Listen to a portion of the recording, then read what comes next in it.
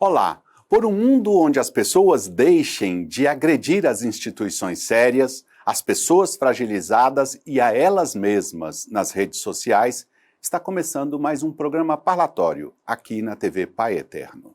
Este tempo de pandemia tem colocado os nervos à flor da pele de muita gente.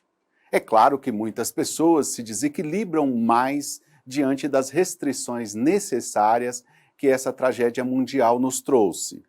Tudo isso, no entanto, não justifica o aprofundamento de uma comunicação que já era muito comum antes da pandemia. A comunicação do ódio e das ameaças, a comunicação alienada de quem se comporta como se nada de grave estivesse acontecendo. É preciso pensar em uma comunicação relevante, pertinente, considerável e respeitosa nesse tempo de pandemia. Convidamos dois comunicadores sérios e engajados para conversarmos sobre a comunicação relevante nos dias de hoje. Primeiro, vamos conversar com o padre Tiago Cíbula da Silva, da Diocese de Santo Amaro, no interior de São Paulo, e assessor de comunicação da Conferência Nacional dos Bispos do Brasil. E na segunda parte do programa, vamos conversar com a jornalista Manuela Castro, que tem um currículo respeitável e atua hoje como assessora de comunicação e de imprensa da CNBB.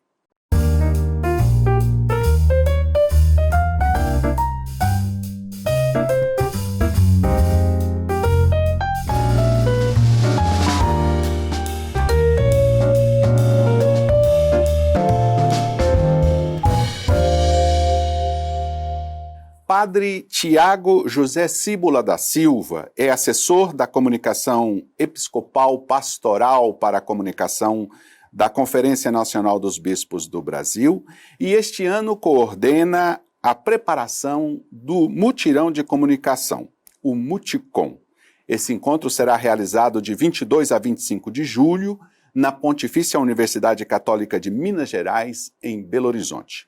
O tema central do evento é por uma comunicação integral, o humano nos novos ecossistemas. Padre Tiago, eu aguardava o dia de conversar com você aqui no programa parlatório.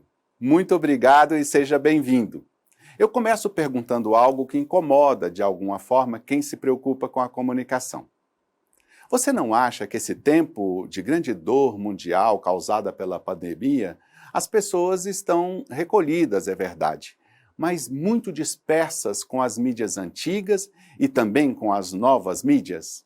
Padre Rafael, muito obrigado pelo convite. É uma alegria poder participar deste programa e mais ainda tendo como interlocutor. Que esse seja um momento de diálogo profícuo para nós e para todos aqueles que nos acompanham. Sim, as pessoas estão recolhidas, o que é importante para conter a disseminação do vírus nestes tempos de pandemia. Contudo, não saberia dizer se estão dispersas ou se estão ainda mais dispersas do que antes da pandemia. Nosso povo brasileiro, há tempos, sofre com a ausência de lideranças que possam formar e também informar corretamente. O individualismo e o negacionismo tornaram-se uma cultura nos tempos atuais, infelizmente. Com o advento das novas mídias, sobretudo das redes sociais, cada um tornou-se porta-voz dos seus próprios valores. Hoje, nas mídias sociais, multiplicam-se as vozes, mas perderam-se as referências. São tempos difíceis. E como homem de fé, creio que não podemos e não iremos perder a esperança. É tempo de incentivar vozes lúcidas, vozes proféticas, vozes que sejam maduras e comprometidas com a verdade. Quando conheci o seu nome como comunicador anos atrás, Padre Tiago, eu me lembro que você estudava em Roma e tinha escolhido o tema da comunicação do bispo como seu objeto de trabalho acadêmico. Você acha que os nossos pastores têm um papel relevante na comunicação hoje no Brasil? Sim, Padre Rafael, eu considero que sim, por dois aspectos. Em primeiro lugar, o bispo, como cristão, ele tem a missão de proclamar a boa notícia de cima dos telhados, como vimos em Mateus capítulo 10, versículo 27. Esta é a missão de todos os cristãos. Ide pelo mundo e anunciai o evangelho a toda criatura. Este foi um pedido de Jesus. Hoje, como ontem, a comunicação é fundamental para levar a mensagem aos destinatários e para dialogar com a humanidade, mesmo com aqueles que pensam diferente de nós. Aliás, este é um desafio de ontem e de hoje, e que somos convidados a superar, por meio do diálogo, da construção de pontes e jamais de muros, chegarmos ao conhecimento do respeito e também da verdade. O segundo elemento que considero importante é pelo seu munus, de ensinar, devendo o bispo ensinar como um mestre. O bispo possui 3 munus, ou seja, ofício ou missão, né? De ensinar, de governar e de santificar. Pelo ensino, como um verdadeiro mestre e pedagogo, o bispo deve contribuir para que os homens e as mulheres, ou seja, a sociedade, cheguem ao conhecimento da verdade. E, neste caso, a comunicação humana, a comunicação pastoral, até mesmo a comunicação institucional dos bispos nas dioceses, são fundamentais para exercer seu ministério. Ou seja, são fundamentais, aliás, a comunicação é fundamental para que o bispo exerça a sua missão. Talvez a gravidade da situação que estamos vivendo nos aconselhe a todos para comunicarmos principalmente aquilo que é relevante. Você avalia que isso procede ou você acha que o entretenimento também tem um papel importante numa hora dessas? Olha, Padre Rafael, eu acredito que o entretenimento, sim, ele é importante, né? A informação verdadeira, a formação abrangente e também o entretenimento, como uma forma de descanso, eu diria, ao meu ver, que são como um tripé interessante para todo ser humano. A informação verdadeira, seja ela, né, informação verdadeira sobre a política, a economia, a ciência e também a sociedade como um todo são muito importantes. Como homem de fé, eu gosto de afirmar sempre que vivemos no tempo e também vivemos inseridos na história, onde vivenciamos as alegrias e as tristezas, os sonhos e as esperanças. Por isso, a informação, sendo verdadeira, torna-se um ponto de partida que conduz à direção onde desejamos chegar. Estamos todos a caminho. A diferença é que muitos não sabem onde desejam chegar. Agora, nós temos a formação abrangente, que é importante, pois a educação e a fé desencarnadas da realidade são frágeis. E, segundo alguns estudiosos, até mesmo no campo teológico, uma fé infantil para aqueles que se distanciam da realidade. Portanto, a formação, formar o ser humano na sua integralidade, eu penso ser fundamental para ajudá-lo a enfrentar os desafios humanos, os desafios psicológicos, os desafios existenciais, também os desafios econômicos que enfrentamos ao longo da nossa vida. E por último, cheguei à sua pergunta, o entretenimento como uma forma de descanso, como uma pausa, para retomar a energia e continuar caminhando. Até na criação, Deus descansou um dia. Acredito que nós também temos direito ao descanso por meio do entretenimento. Quem não para descansar e retomar as energias, eu creio que não chega ao final do percurso. Padre Tiago, aqui sempre encerramos a nossa conversa trazendo uma citação para que seja comentada brevemente por nosso convidado. Para você, escolhemos uma palavra do Papa Emérito Bento XVI. Abre aspas. O silêncio é parte integrante da comunicação. E sem ele, não há palavras densas de conteúdo. No silêncio, escutamo-nos e conhecemo-nos melhor a nós mesmos. Nasce e aprofunda-se o pensamento. Compreendemos com maior clareza o que queremos dizer ou aquilo que ouvimos do outro. Discernimos como exprimir-nos. Fecha aspas. Posso dizer que o silêncio é um estado de espírito. Ele acalma, ele cura, ele nos ajuda a discernir os comportamentos e os caminhos corretos. No silêncio, as ideias dispersas se agregam e encontram o local correto. No silêncio, o que está embaçado torna-se claro, fácil de enxergar. No silêncio, os pequenos sinais tornam-se maiores e mais fáceis de identificar e discernir. Enfim, neste ano dedicado a São José pelo Papa Francisco e por toda a Igreja, recordo-me que no turbilhão de sentimentos que afloraram no coração de José, homem justo, trabalhador, dedicado, quando soube que Maria ficara grávida, foi no silêncio. No silêncio de uma noite, no silêncio do descanso, que Deus falou e acalmou o seu coração. Neste ano também dedicado à família, que nossas famílias saibam silenciar antes de discutir, de defender quem está certo ou errado. Que saibamos silenciar mais diante das diversas situações que a vida nos apresenta, sejam elas pessoais, familiares, sociais ou até mesmo eclesiais. O silêncio é uma graça de Deus. Felizes são aqueles que sabem silenciar. Padre Tiago, muito obrigado pela sua presença aqui no programa.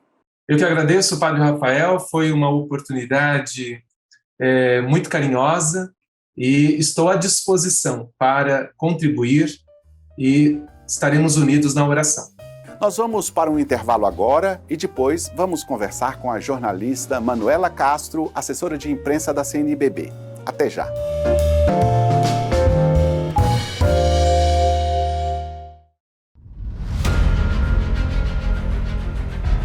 O novo santuário é um lugar de acolhida. Feliz é aquele que escolheste e acolheste. Ele morará em teus átrios. Ficaremos repletos dos bens de tua casa, da santidade do teu templo. Esta casa é para acolher você, devoto doador. Esta casa é para acolher você que é parte desta obra. Esta é a nossa casa. Nova AFIP, TV Pai Eterno.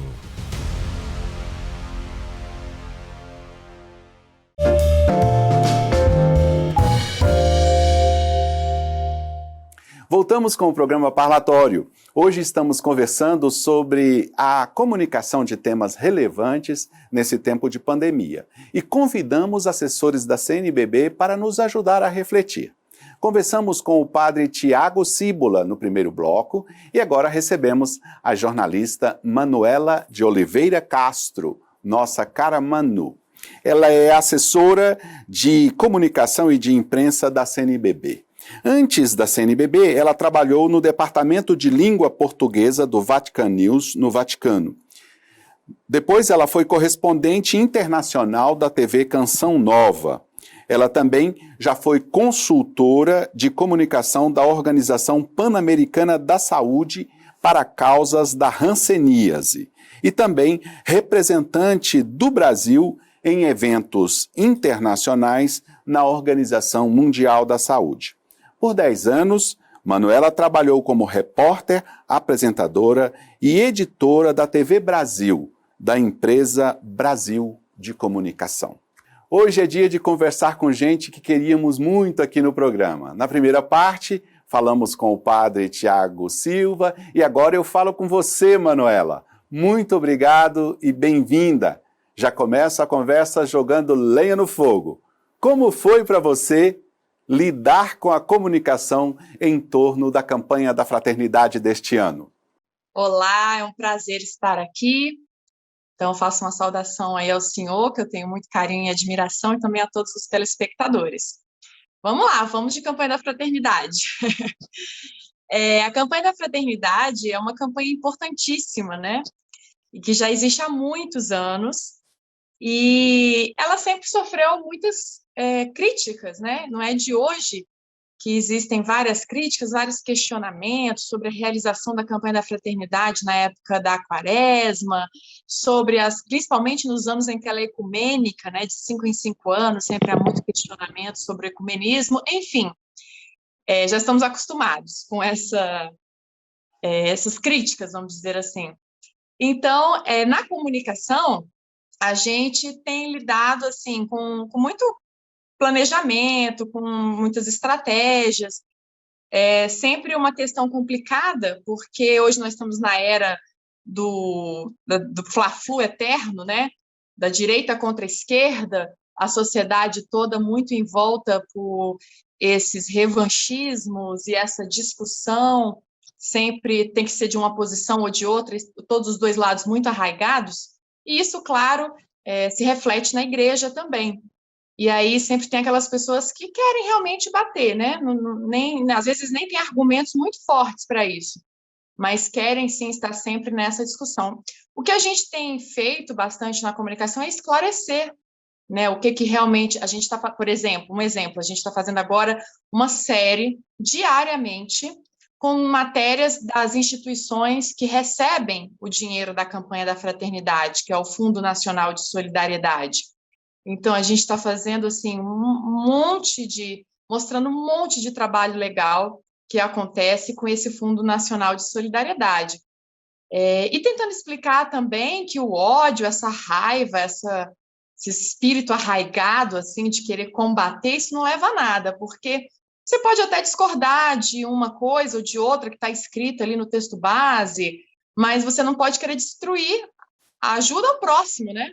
Se você é cristão, se você quer mostrar, seguir realmente os passos de Jesus Cristo, não tem como desvincular a evangelização da solidariedade, né? Não tem como você só falar de Deus e não cuidar do seu irmão. Então, é uma das críticas que a gente recebe também, assim, mas a igreja só está preocupada com a natureza, de fazer socialismo, e não está preocupada em evangelizar, em cuidar das almas. A gente recebe muita crítica assim. Então, não existe não tem como desvincular as duas coisas, né? Não tem.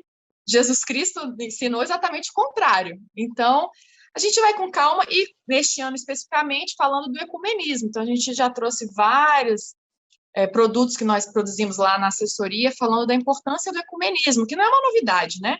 Nós temos uma encíclica do Papa João Paulo II sobre esse assunto e, desde então, todos os papas falam muito sobre o ecumenismo. Então, é uma realidade muito importante e que, infelizmente, muita gente não compreende. Acha que a gente tem que se fechar no nosso mundinho de católicos e não pode ter esse diálogo com as outras igrejas. Mas, enfim, em resumo, são esses pontos que a gente tem, entre aspas, atacado, né? A importância da solidariedade, a importância das instituições que recebem nossa ajuda, o ecumenismo, a importância e a solidez, e a confiança que existe na campanha da fraternidade há tantos anos, e assim a gente vai lidando. Talvez alguém ainda não saiba, mas a Manuela escreveu um livro sobre uma questão muito dura, a realidade da hanseníase. Manu, como foi para você lidar com essa realidade e depois comunicar isso no seu livro? Olha, a hanseníase foi um tema que me escolheu, na verdade, não fui eu que escolhi esse tema. Eu, como repórter, jornalista, fiz uma matéria a esse respeito e esse assunto me chamou muita atenção, porque eu vi muitas informações que eu não costumo ver na mídia, que eu não tinha lido em nenhum livro, que eu não tinha nunca tido acesso.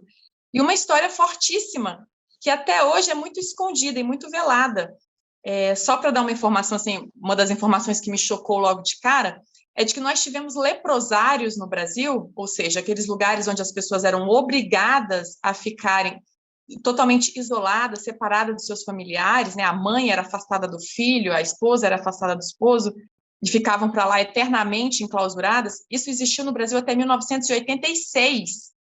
E eu fiquei muito assustada com essa informação. Falei, gente, é muito recente. As pessoas ainda... Só que isso acontecia no interiorzão, lá onde a informação não chega, os jornalistas não chegam, né? ainda mais naquela época. Então, eu fui vendo que essas pessoas estavam vivas ainda, que tinham muitas histórias para contar, de gente procurando filho até hoje, que se separou lá nos anos 80, e até hoje não tem notícia de um filho, de um parente, naquela época que não tinha internet, que era difícil você rastrear alguém. E até hoje essas pessoas ainda vivem e sofrem os dramas de ter vivido essa política equivocada de leprosários. Porque no meu livro eu mostro que já existia a cura da doença desde os anos 40, mas o governo persistiu, vários governos persistiram em manter os leprosários, porque o medicamento era muito caro, porque existia um preconceito contra essas pessoas, medo da ciência não ter achado realmente a cura, enfim, vários fatores levaram a que essas pessoas fossem marginalizadas da sociedade e até hoje sofrem, até hoje não têm condições de trabalhar, até hoje têm dificuldade de tratamento, são pessoas muito pobres. E também mostrei um pouco da realidade de hoje, além dessa história triste, mostrar que a hanseníase ainda existe no Brasil, ainda deixa muita gente com deformações físicas, e a gente, aqui nas cidades grandes, pelo menos, a gente tem pouco contato com essa doença, né? É uma doença mesmo que afeta lugares menores e também lugares mais pobres. E a gente nem tem conhecimento. É assustador saber que ainda tem 20 mil pessoas infectadas pela hanseníase por ano no Brasil. E pessoas que vão ficar no INSS, que não vão conseguir mais trabalhar porque ficaram com as mãos deformadas, porque tiveram problemas físicos sérios, e aí não vão mais conseguir trabalhar. E eu entrevistei um rapaz com 18 anos nessa situação. Olha que triste. Casos de crianças já com hanseníase, uma doença que pode ser evitável, que tem tratamento na rede pública de saúde. Quando surgem as primeiras manchas e você trata, você não vai ficar com sequela nenhuma, você não vai ter mais nenhum problema, sua vida vai voltar ao normal, só seguir o tratamento. E a falta de conscientização, de campanhas mesmo, para falar sobre essa doença, provoca um estrago na vida de muita gente. Em muitas instituições nesses tempos, no campo da comunicação, há a presença de conversas violentas, ameaças. Você trabalha numa instituição importante da igreja. Como é que você avalia essa situação? Pois é, isso está presente em todos os lados, né? Alguns estudiosos da comunicação que começam a se debruçar sobre as redes sociais falam muito dessas máscaras, né? Que as pessoas, nas redes sociais, elas se sentem livres para falar o que dá na telha e acham que é normal ser agressivo, coisas que não fariam pessoalmente, palavras que não usariam tete a tete, né? Então, alguém solta ali uma ofensa muito grande contra a CNBB, contra um bispo, até contra o Papa, mas ele não faria isso em público, com outras pessoas assistindo. Ele acha que ele na rede social, falando para aquele público, entre aspas, desconhecido, ele está livre para soltar a agressão que quiser. Então, esse fenômeno é um fenômeno mais ou menos recente e que a gente sofre muito com isso, né? Porque dificulta muito o diálogo. O que a gente busca na nossa realidade, na CNBB, por exemplo, é promover um diálogo, mas com essas pessoas é muito difícil. A gente teve um case de sucesso assim, recente, o ano passado, que era um pequeno grupo de jovens que se uniu para bater mesmo, né? Então, tudo que a gente publicava, eles começavam a falar muito mal da CNBB, e às vezes assim, uma publicação super positiva, que não tinha polêmica nenhuma, e eles vinham com uma polêmica que não tinha nada a ver com aquela publicação. E aí a gente conseguiu verificar que era um grupo pequeno, eram muito jovens, né? A gente foi ver esses perfis dessas pessoas, e aí conseguimos abrir o diálogo com eles. E aí chamamos para conversar. O que está acontecendo? Vocês querem fazer uma reivindicação? O que vocês precisam, né? Porque muitas vezes essas pessoas querem ser ouvidas, simplesmente.